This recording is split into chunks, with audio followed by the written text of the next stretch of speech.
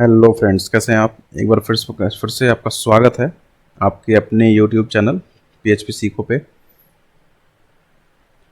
Friends, अभी तक हमने जो आपको लास्ट टाइम बताया था, हम पीएचपी की पढ़ रहे थे। अब पीएचपी में हमने ये पढ़ा कि पीएचपी में हम डेटा को प्रिंट कैसे करते हैं, मतलब ब्राउज़र पे डेटा को दिखाते कैसे हैं। फिर हमने पढ़ाई की कि वेरिएबल्स क्या होते हैं। फिर हमने ये देखा कि कंडीशनल स्टेटमेंट्स क्या होते हैं। कुछ स्टेटमेंट्स के बारे में हमने लास्ट वीडियो में पढ़ा था, जैसे कि हमारा कंडीशनल स्टेटमेंट होता है, टर्नरी ऑपरेटर्स होते हैं।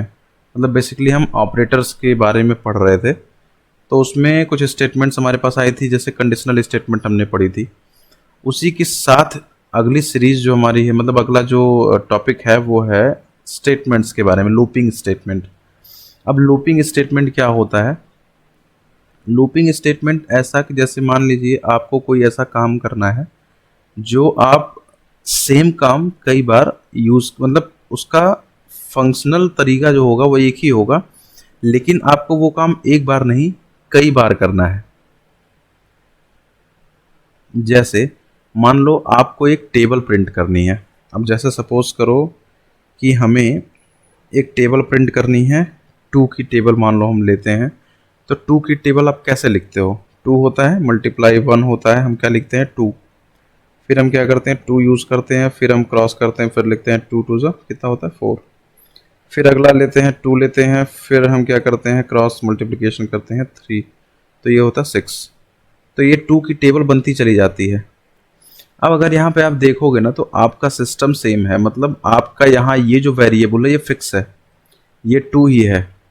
ठीक है, ये हर जगह पे हर केस में टू ही है। यहाँ इंक्रीज क्या हो रहा है? ये वन, फिर ये टू, फिर ये थ्री, फिर इसके आगे फोर आएगा, फिर फाइव आएगा, सिक्स आएगा।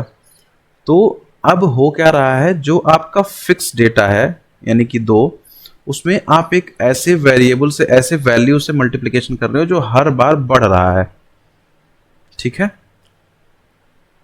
तो और बढ़ के क्या कर रहा है? वो मल्टीप्लाई कर रहा है और हमें वैल्यू उठा के दे रहा है। तो ऐसा काम जहां पे कोई काम हमें सेम काम, अब यहाँ काम एक ही है, मल्टीप्लाई हो रहा है। काम यहाँ पे क्या है? सेम है, मल्टीप्लाई हो रहा है। लेकिन हमें डेटा को इंक्रीमेंट के आधार पे या डिक्रीमेंट के आधार पे काम करना है। मतलब हम यहाँ 10 लिखते तो ये 20 होता, जैसे हम उल्टी गिनती पढ़ते हैं ना, जैसे हम उल्टी गिनती पढ़ते हैं, जैसे 2 10 20 है, फिर मैंने यहाँ कह दिया 9।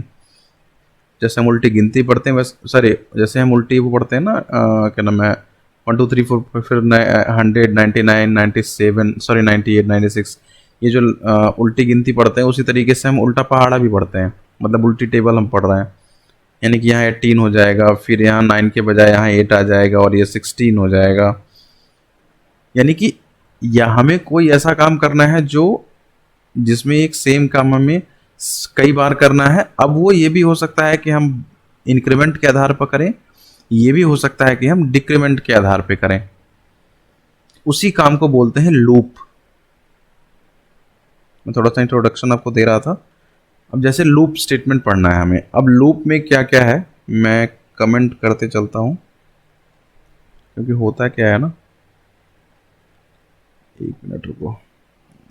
पे हमने लिखा PHP, हम इसको सेव करते हैं।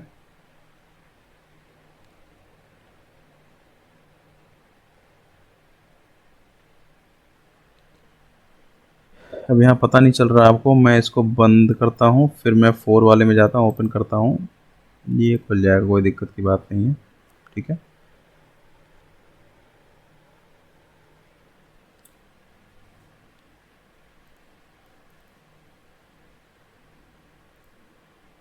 तो अब यहाँ पे हम लूप पढ़ा था। तो लूप स्टेटमेंट जो होता है, लूप भी एक तरह का स्टेटमेंट है। अब आपने अगर पढ़ा हो, तो हमने ऑपरेटर्स वाली सीरीज में एक पढ़ा था इंक्रीमेंट ऑपरेटर, इंक्रीमेंट ऑपरेटर, और एक हमने पढ़ा था डिक्रीमेंट ऑपरेटर।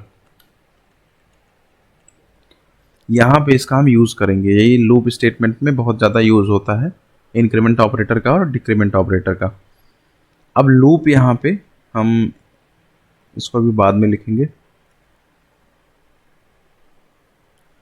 लूप यहाँ पे हम दो तीन तरीके से यूज़ करते हैं। एक हम यूज़ करते हैं वाइल लूप। अगर आपने हमारी जावास्क्रिप्ट की सीरीज़ पढ़ी होगी तो हमने उसमें बता रखा है। फिर भी यहाँ पे देखिए, एक होता है वाइल लूप, एक होता है डू वाइल लूप,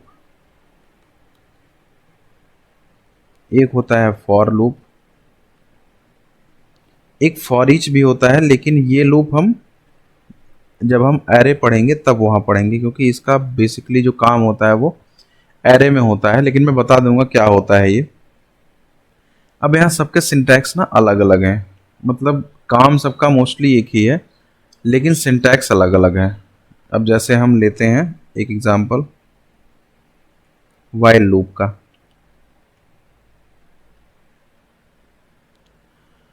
अब सपोज करो हमें टू की टेबल ही हम पहले प्रिंट करके देखते हैं। तो हमने क्या किया, एक वेरिएबल लिया जिसको हम बोलते हैं टेबल। चलो मान लिया हमने टेबल, किसका बनाना है, हमें टू का, हमें टू की टेबल बनानी है। हमने लिया वाइल लूप। वाइल लूप जब भी लोगे, अब यहाँ पे एक वेरिएबल होगा, मान लो मेरा आई, ठीक है।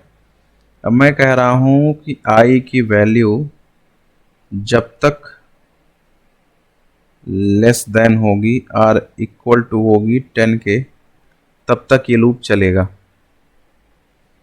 हम आई को एक इनिशियल वैल्यू प्रोवाइड कर देते हैं, क्योंकि हमने क्या किया था, अभी तक हमने आई को कोई इनिशियल वैल्यू नहीं दी। इनिशियल वैल्यू का मतलब सबसे पहली वैल्यू क्या होगी उसकी। अगर हम ऐसे डायरेक्ट चला देंगे तो दिक्कत हो जाएगी। आई को एक हमें इनिशियल वैल्यू देनी होगी, क्योंकि हमने अभी तक आई को डिक्लेयर नहीं किया हुआ है। अब एक बार हम आई को बंद कर देते, मान लो हमारे पास आई नहीं होता, क्या एरर आती वो भी हम देखते हैं। हमने ओपन किया, हम यहाँ लिखते हैं इको।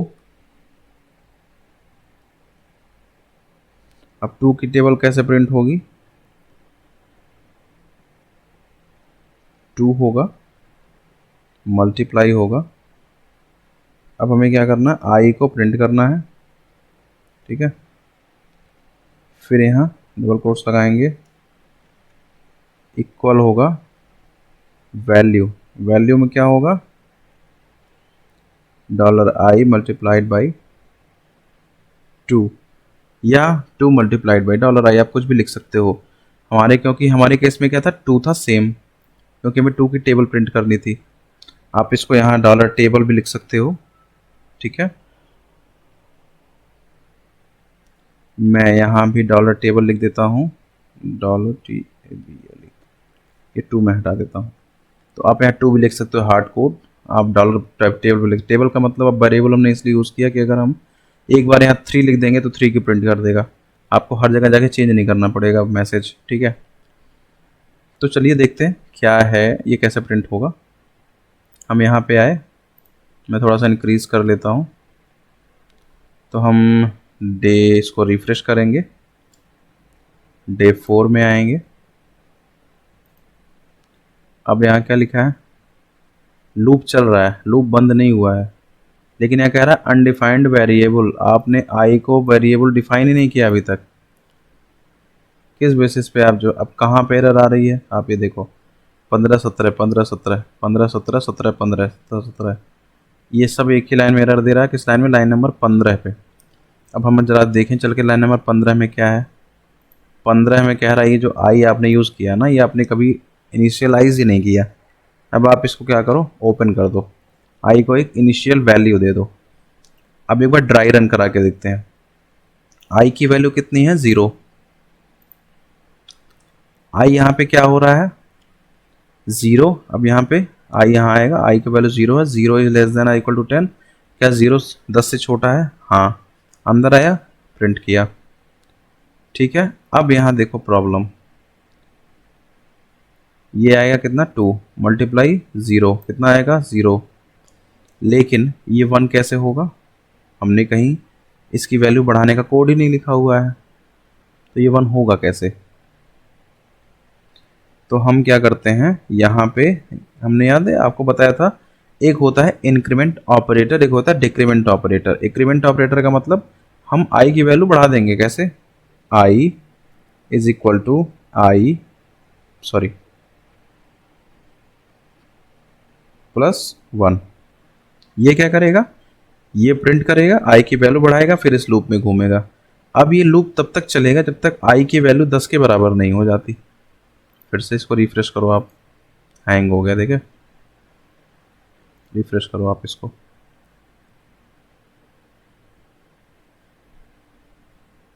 प्रिंट कर, प्रिंट हो गया।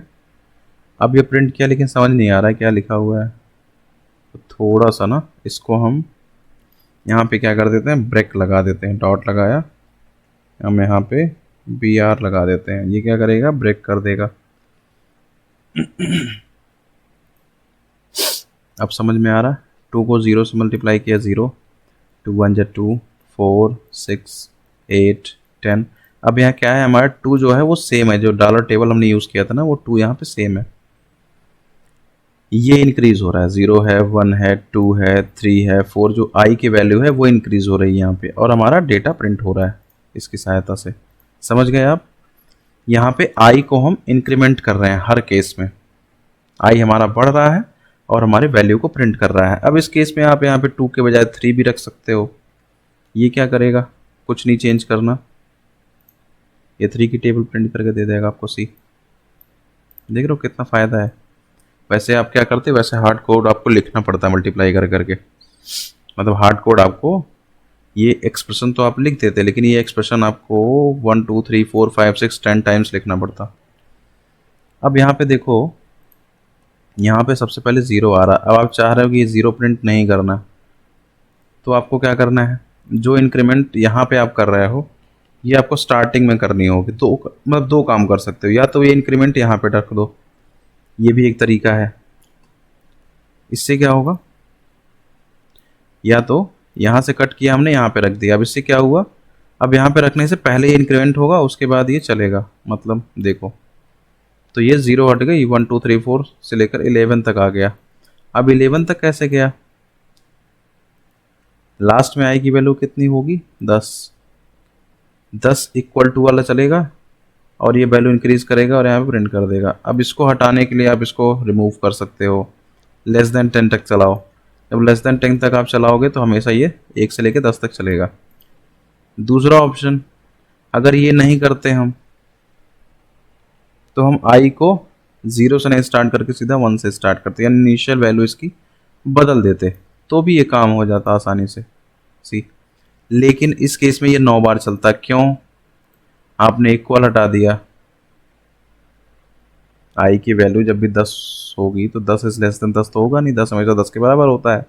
इक्वल लगाओगे, जैसे ही इक्वल लगाओगे 10 टाइम्स हो जाएगा। समझ आया आपको? ये है वाइल लूप। और इसी, और अब ये जो आप देख रहे हो ना, i is equal to I plus 1, इसको अनदर तरीके से हम लिख सकते हैं, जिसको हम बोलते हैं $i डबल प्लस। ये जो डबल प्लस होता है, double plus is a increment operator, इसी को बोलते हैं इंक्रीमेंट ऑपरेटर। डबल प्लस का मतलब होता है, ये जो आपने लिखा ना i is equal to I plus 1, इस पूरे एक्सप्रेशन का मीनिंग एक लाइन में i डबल प्लस है।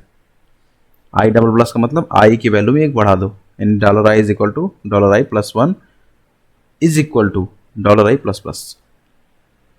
अब आप इसको चेक करना चाहो, मैं चेक करा देता हूँ आपको। अभी भी आपका वैल्यू, आपका जो आंसर है वो वही रहेगा, आंसर नहीं चेंज हो जाएगा इससे, लेकिन लिखने का तरीका, लिखने का एक्सप्रेशन ये चेंज हो जाता है। ये था फ्रेंड्स वाइल लूप। अब इसको हम कमेंट करते हैं।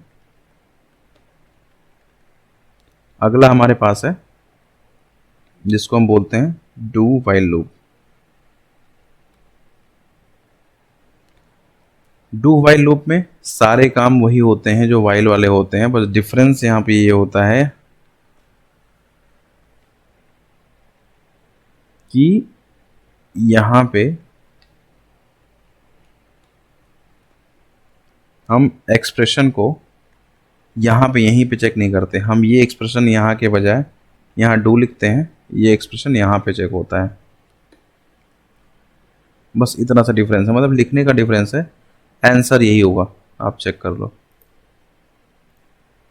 देखो 2 1 जा 2 है, 4 है, 3 4 6 10 12 14 16 18 20। देख रहे हो, आंसर वही है, केवल लिखने का तरीका बदल गया है। डू वाइल में क्या होता है, जो भी चेकिंग होनी है वो डू पे नहीं होती, वो वाइल के केस में होती। मतलब डू होता है, ये एक्सप्रेशन चलता है और यहाँ चेकिंग होती है,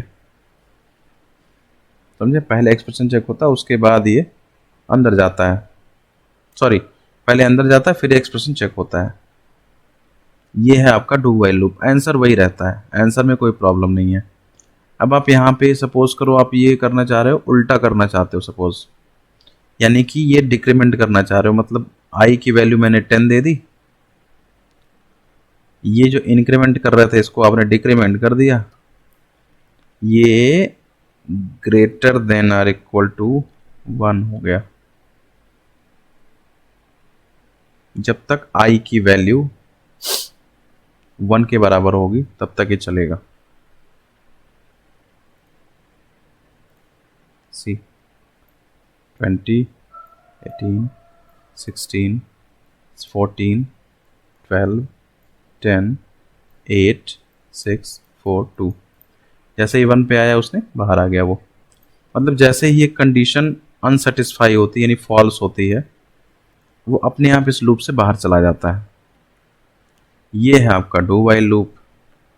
अब इसी तरीके से हम आते हैं फॉर लूप के ऊपर। फॉर लूप बहुत इंपॉर्टेंट है और फॉर लूप ज़्यादातर यूज़ किया जाता है, ठीक है। वाइल लूप का यूज़ हम आगे बताएंगे जब आपको हम फाइल पढ़ाएंगे, फाइल रीडिंग की। एक मतलब एक कोई फाइल है उसके कंटेंट को रीड करना हो अगर हमें थ्रू द पीएचपी, कि उसमें क्या कंटेंट लिखा हो और वो कंटेंट हमें प्रिंट करना हो, तो वहाँ भी हम वाइल लूप का यूज़ करते हैं, वो हम पढ़ेंगे आगे। और ये आपको मोस्टली अब आगे जैसे जैसे हम पढ़ते जाएंगे ना आगे के टॉपिक्स, ये हर जगह यूज़ होते हैं। जो लूप है आपका, इसमें वाइल लूप हुआ आपका, इसमें फॉर लूप हुआ आपका, फॉर ईच लूप है आपका, अरे में सबसे ज़्यादा यूज़ होता है for each loop. For loop का लिखने का एक्सप्रेशन थोड़ा चेंज होता है। जैसे हमने यहाँ पे टेबल यूज़ किया ही था, मान लो 5 का टेबल प्रिंट करना था। अब यहाँ पे हम आई डिफाइन नहीं करेंगे, जैसे हमने ऊपर डू वाइल और वाइल लूप में किया था कि टेबल के बाद हमने डिफाइन किया था आई की इनिशियल वैल्यू। यहाँ पे हम फॉर लूप के एक्सप्रेशन में ही आई की वैल्यू डिफाइन करते हैं। मतलब सबसे पहले हम हमारी इनिशियल वैल्यू होती है,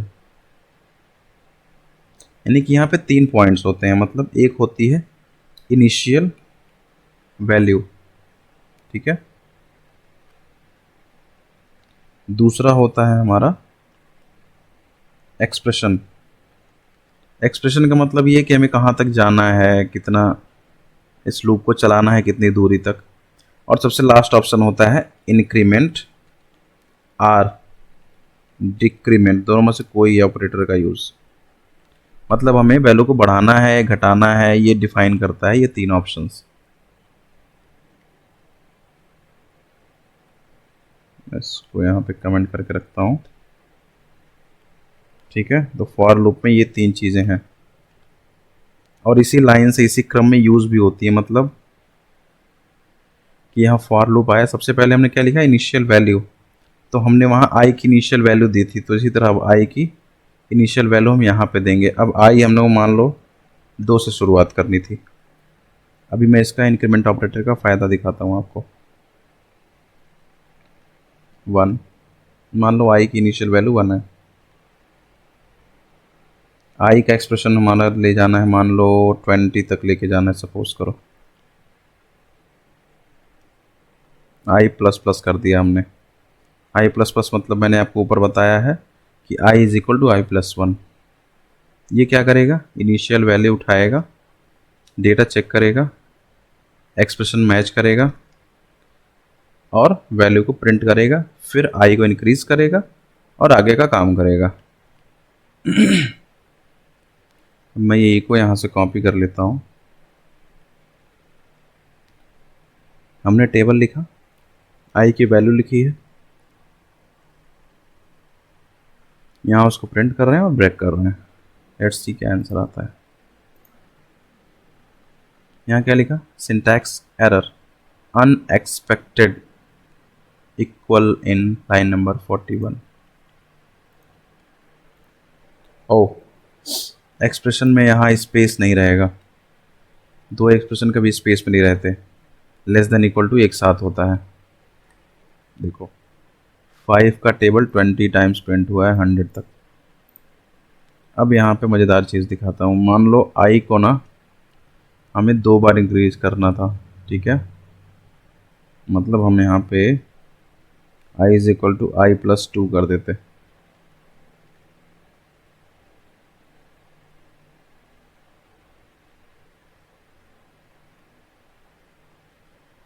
यानी आई यहाँ पे 2 बार इंक्रीज होता। अब आंसर देखो, आई का वैल्यू 1 आएगा, 2 का इंक्रीमेंट होगा 3, 5, 7, 9, 11, 13, 15, 17, 19।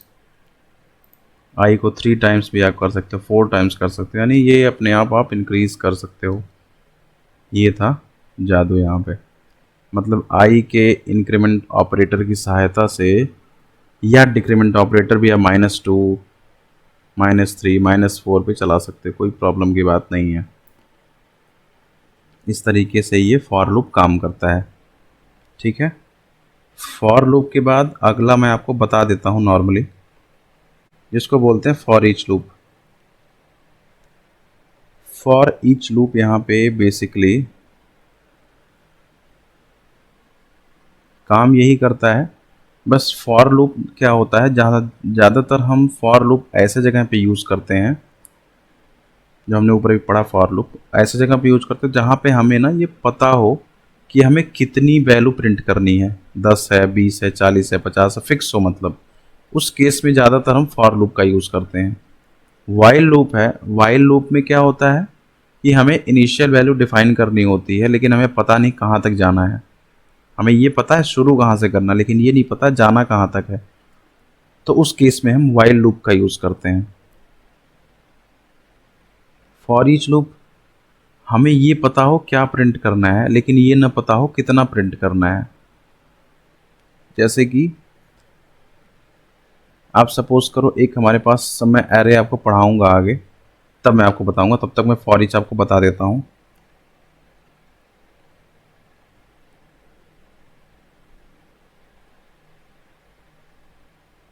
हम फॉर ईच यहाँ नहीं पढ़ेंगे, फॉर ईच लूप हम फ्रेंड्स, ये है लूप स्टेटमेंट। अब यहाँ पे फॉर ईच लूप मैंने आपको नहीं बताया है, फॉर ईच लूप का यूज़ हम अरे जब पढ़ेंगे तब हम पढ़ेंगे, यानी इसके बाद जो अगला टॉपिक है अरे ही है, उसमें हम ये पढ़ेंगे कि फॉर ईच लूप का यूज़ कैसे करते हैं। यहाँ पे आप यहाँ उतना क्लियर नहीं होगा, तो हम ज़्यादा अच्छे तरीके से वहीं पे समझेंगे फॉर ईच लूप के बारे में। तो फ्रेंड्स ये थी वीडियो। ये वीडियो आपको कैसी लगी, PHP के बारे में जो लूप स्टेटमेंट मैंने आपको पढ़ाया। लूप स्टेटमेंट में अगर आपको कोई इशू है, लूप स्टेटमेंट में अगर कोई आपको लगता है कि कुछ आपको डाउट है, तो आप इस वीडियो के कमेंट बॉक्स में लिखिए, मैं कोशिश करूंगा उसका उत्तर देने की। और अगर मुझे लगेगा बहुत लोगों ने अगर सेम टॉपिक पे कमेंट किया होगा और बहुत लोगों ने कहा होगा नहीं समझ में आएगा, तो मैं देखूंगा, और फिर नहीं होगा तो एक नई वीडियो इसके ऊपर बना सकता हूं मैं। काफ़ी सारे मतलब उसमें हम आपको एग्जाम्पल दे देंगे। तो फ्रेंड्स ये थी वीडियो। ये वीडियो आपको कैसे लगी ये हमें कमेंट बॉक्स में लिख के ज़रूर बताइए। इस वीडियो को लाइक, शेयर और ज़रूर कीजिए, और इस चैनल को सब्सक्राइब ज़रूर कीजिए, क्योंकि आप जानते हैं कि ये वीडियो बनाने में काफ़ी मेहनत लगती है। तो इस चैनल को सपोर्ट ज़रूर कीजिए, सब्सक्राइब ज़रूर कीजिए, और औरों से भी कहें इसको सब्सक्राइब करने के लिए। और आप इसको अपने फ्रेंड्स के साथ शेयर भी कर सकते हैं इस वीडियो को, जिससे ये नॉलेज औरों तक भी पहुँचे। जिनको PHP के बारे में जानकारी चाहिए वो आराम से जानकारी ले सकें। मिलते हैं फ्रेंड्स एक नई वीडियो में, तब तक के लिए बाय बाय।